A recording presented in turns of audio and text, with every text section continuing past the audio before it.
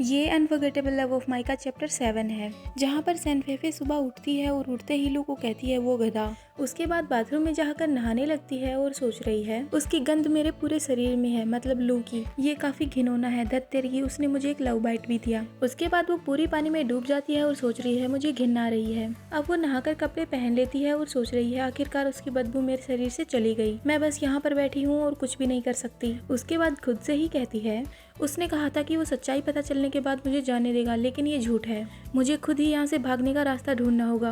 उसके बाद वो फिर से चेंग्यू को याद करने लगती है और चेंग्यू को याद करते हुए कहती है चेंग्यू, अगर मुझे एक दिन के लिए देर हो जाए क्या तुम तब भी मेरे लिए वहीं पर इंतजार करोगे? तो चेंग्यू उससे कहता है मैं हमेशा हमेशा तुम्हें ढूंढूंगा और इंतजार करूंगा, जब तक मेरे दिल की धड़कन नहीं रुकती मैं तब तक तुम्हारा इंतजार करूंगा और तुम्हें ढूंढता रहूंगा। ये सब बातें बस फेफे सोच रही है। उसके बाद उसके गले में जो लॉकेट होता है उसको पकड़ के वो सोचती है चेंग्यू, अगर मैंने तुम्हें टीवी में नहीं देखा होता तो मुझे कभी पता नहीं चलता कि तुम्हारी ऐसी हालत हो गई है। उसके बाद फेफे अपनी माँ को याद करती है और कहती है मॉम प्लीज मुझे अपनी शक्ति दो और आशीर्वाद दो ताकि मैं जल्दी से इस जगह से जा सकूं। और फिर से चेंग्यू को याद करने लगती है और सोच रही है मैं जल्दी ही तुम्हारे पास आऊंगी और मैं चाहती हूँ कि जब तक मैं तुम्हारे पास आऊँ तुम्हें कुछ भी ना हो और तुम ठीक रहो। उसके बाद फेफे शाओमी के पास आती है और उससे पूछती है तुम्हारे यंग मास्टर कहाँ है? तो शाओमी कहती है मिस सेन आप उठ गई। और फिर शाओमी सोचने लगती है मैं कल रात इन दोनों का इतना झगड़ा होने के बाद एक पल भी नहीं सो सकी, लेकिन ये इतना कुछ होने के बाद भी पूछ रही है कि यंग मास्टर कहाँ है। उसके बाद शाओमी फेफे को बताती है यंग मास्टर अभी तक वापस नहीं आए हैं। उसके बाद फेफे सोचने लगती है ये तो बढ़िया बात है, वो अभी तक वापस नहीं आया। और फिर शाओमी से कहती है मुझे ऐसा लगता है कि मैंने इस जगह को आसपास से नहीं देखा है, मैं इस जगह को देखना चाहती हूँ। और फिर सोचने लगती है ये कितना अच्छा मौका है, मुझे बस ये पता लगाना है कि मैं यहाँ से कैसे भागूं और यहाँ से कैसे बचूं। और वहीं दूसरी ओर शाओमी सोच रही है मिस सेन आप हमेशा दिन में सोती रहती हैं, इसीलिए आपने इस जगह को अच्छे से नहीं देखा होगा। उसके बाद शाओमी सेन फेफे से कहती है मिस सेन लंच पहले ही तैयार हो चुका है, आप उसे खाना चाहेंगी क्या? तो फेफे शाओमी से कहती है नहीं मुझे अभी फिलहाल भूख नहीं लगी है।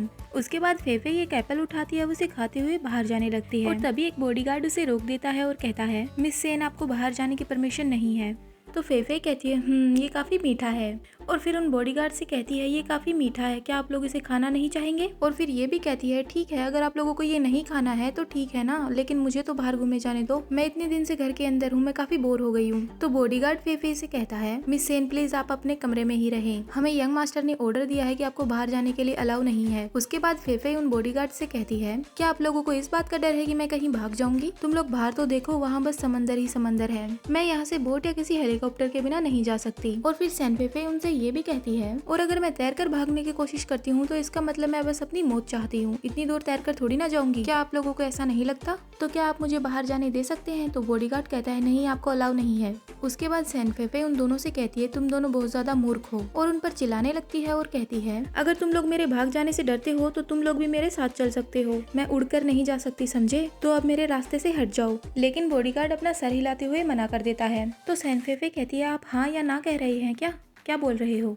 उसके बाद वो बॉडीगार्ड एक दूसरे के कान में बातें करने लगते हैं। तो सैनफेफे उनसे कहती है तुम लोग किस बारे में बात कर रहे हो? तो एक बॉडीगार्ड सैनफेफे से कहता है मिस सेन हमें पहले यंग मास्टर से परमिशन लेनी होगी, आप थोड़ी देर इंतजार करो। उसके बाद हमें लू दिखाते हैं जो शाओमी से बात कर रहा होता है। शाओमी लू को बता रही होती है यंग मास्टर मिस सेन ने सबसे पहले जागने के बाद यही पूछा कि आप कहाँ हैं। तो लू शाओमी से कहता है रियली? अब हमें लू का सेक्रेटरी दिखाते हैं जो लू से कह रहा है यंग मास्टर कैस्टल के बॉडीगार्ड्स का कॉल आया है, मतलब महल के बॉडीगार्ड्स का कॉल आया है, वो कह रहे हैं कि मिस सेन बाहर घूमने जाना चाहती है। तो लू सेक्रेटरी से कहता है हाँ ठीक है, लेकिन उन दोनों को बोलना कि वो उसके पीछे पीछे ही रहे। अब हमें वो बॉडीगार्ड्स दिखाते हैं जो कॉल पे कह रहे हैं हाँ ठीक है ठीक है। और फिर एक बॉडीगार्ड सोचने लगता है यंग मास्टर का मूड इतना अच्छा क्यों लग रहा था। और वहीं सैनफेफे उस बॉडीगार्ड से पूछती है उसने क्या कहा, मतलब लू ने क्या कहा।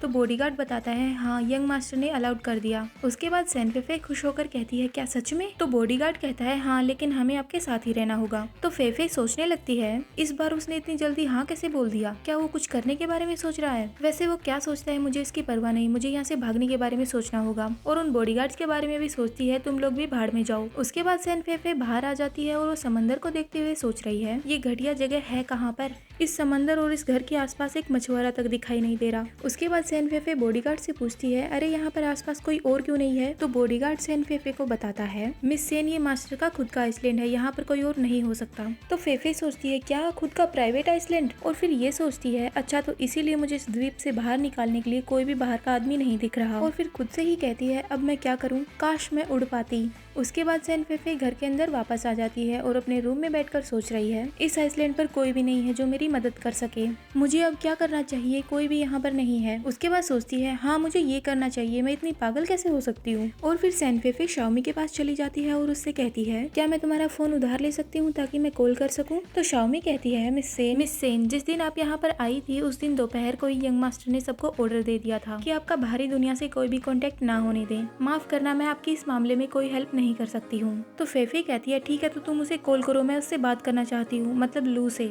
उसके बाद फेफे लू से बात कर रही होती है और चिल्लाकर उससे कहती है, तुम गधे कहीं के, तुमने मुझे यहाँ पर पकड़ रखा है, मैं तुम्हें इस बारे में कुछ भी नहीं बोलूंगी, लेकिन मुझे एक कॉल तो करने दो। बाघ कभी भी अपने पंजे नहीं दिखाता, तुम क्या सोचते हो मैं एक बीमार बिल्ली हूँ। और वहीं लू फेफे की ये सब बातें सुनकर बस मुस्कुरा रहा होता है। और वहीं फेफे कहती है, घटिया इंसान क्या तुम मेरी बात सुन भी रहे हो। तो लू सैन फेफे से कहता है, घटिया इंसान, क्या मिस सेन मुझे से बात कर रही है। तो फेफे कहती है, हाँ मैं तुम्ही से बात कर रही हूँ। और फिर कहती है, मैं एक कॉल करना चाहती हूँ। तो लू कहता है, अच्छा तो मिस सेन क्या आप मुझे ऑर्डर दे रही हैं। तो सैन फेफे लू से कहती है, तो सैन फेफे कहती है, हाँ मैं तुम्हें ऑर्डर दे रही हूँ और मैं तुम्हें कह रही हूँ कि मुझे एक कॉल करने दो। और वहीं मेड ये सब सुनकर डर रही है और सोच रही है, मिस सेन यंग मास्टर से इस तरह से बात मत करो। और वहीं सैन फेफे लू से कह रही है, क्या तुम मेरी बात सुन भी रहे हो। लेकिन लू सैन फेफे की ऐसी बातें सुनकर हंसने लगता है और कहता है, इंटरेस्टिंग। और फिर उससे कहता है, मेरे वापस आने तक इंतजार करो। और फिर सैन फेफे सोच रही होती है कि लू ने उससे कहा था कि मैं तुम्हें खुद से कॉल करने दूंगा। और तभी शाओमी सैन फेफे से कहती है, मिस सेन यंग मास्टर ने क्या कहा। तो फेफे कहती है, कुछ नहीं। उसके बाद लू वापस आ जाता है तो शाओमी उसे देखकर कहती है, यंग मास्टर आप वापस आ गए। उसके बाद लू सैन फेफे के पास आकर कहता है, मेरा इंतजार कर रही हो। तो फेफे लू से कहती है, बकवास मत करो, मुझे मेरा फोन वापस दो।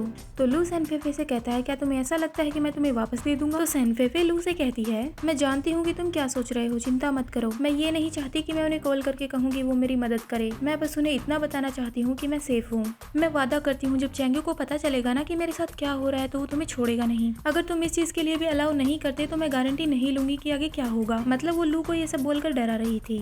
लू ये बातें सुनकर हंसने लगता है तो सैन फेफे कहती है, तुम। उसके बाद लू जोर जोर से हंसने लगता है तो सैन फेफे लू पे चिल्लाते हुए उससे कहती है, क्या तुम्हें ऐसा लगता है कि मैं तुम्हारे साथ मजाक कर रही हूँ। अच्छा होगा कि आप मुझे एक फोन दे और मुझे अभी एक कॉल करने दो, नहीं तो मुझे आपको ये बात बताने में कोई प्रॉब्लम नहीं होगी कि मुझे गुस्सा आने पे मैं क्या करती हूँ। तो लू सैन फेफे से कहता है, ओह तुमने मुझसे इस तरह से बात करने की कोशिश की, क्या तुम जानती हो कि मैं हूँ कौन। तो सैन फेफे कहती है, हाँ बिल्कुल मुझे पता है। तो लू कहता है, अच्छा फिर भी तुमने ऐसा बोलने की हिम्मत की। और तभी सैन फेफे लू से फिर से कहती है, गधे कहीं के। और फिर लू सैन फेफे से कहता है, मिस सेन क्या आप मेरी तारीफ कर रही हैं। मैं जानता हूँ कि तुम मेरी बॉडी से प्यार करती हो, लेकिन आपको ऐसा कहने की जरूरत नहीं है, मुझे शर्म आ जाएगी। इतना सुनकर सैन फेफे लू को लात मारने की कोशिश करती है, लेकिन लू सैन फेफे का पैर पकड़ लेता है। उसके बाद लू सोचता है, तुम ये सब सिर्फ चंगू के लिए कर रही हो, और उसका पैर खींच लेता है, जिसकी वजह से सैन फेफे नीचे गिर जाती है। सैन फेफे का सर सोफे पे लगता है तो लू डर जाता है और फिर सैन फेफे को देखकर सोचने लगता है, पास्ट में मैंने काफी लोगों को मार डाला लेकिन मुझे कभी ऐसा फील नहीं हुआ, लेकिन फिलहाल मुझे काफी गिल्टी फील हो रहा है कि मैंने ऐसा किया। उसके बाद लू सैन फेफे की हेल्प करने के लिए अपना हाथ उसकी तरफ करता है ताकि वो उठ जाए। उसके बाद सैन फेफे लू के हाथ को जोर से साइड कर देती है, मतलब उसे उसकी हेल्प नहीं चाहिए। और फिर सैन फेफे लू को एक जोर से थप्पड़ मार देती है। उसके बाद दोनों एक दूसरे को कुत्ते बिल्ली की तरह घूर रहे होते हैं। थोड़ी देर बाद दिखाते हैं कि सैन फेफे के हाथ में ही दर्द होने लगता है और वो चिल्लाकर कहती है, हाँ तुम्हारा चेहरा इतना कठोर कैसे हो सकता है, ये किस चीज से बना है। तो लू मुस्कुराने लगता है और सैन फेफे से कहता है, मिस सेन आपको यहाँ से जाने के लिए 800 से 1000 लोगों को मारना होगा, तुम्हें इस चीज की प्रैक्टिस कर लेनी चाहिए, तुम काफी कमजोर हो। और वहीं सैन फेफे सोचने लगती है, क्या थप्पड़ मारने के लिए लोगों को प्रैक्टिस करने की जरूरत भी है। इस इंसान को जरा भी दर्द नहीं हुआ लेकिन मेरे हाथ में जरूर हो रहा है। उसके बाद लू सैन फेफे से कहता है, अगर तुम मुझे थप्पड़ मारना चाहती हो तो तुम्हें कुछ साल ट्रेनिंग करनी होगी। मिस सेन अगर मेरा मूड अच्छा हुआ तो मैं आपको फोन करने देने के बारे में सोचूंगा। और ये चैप्टर यहीं पे खत्म होता है। Hope you like this video. Bye bye.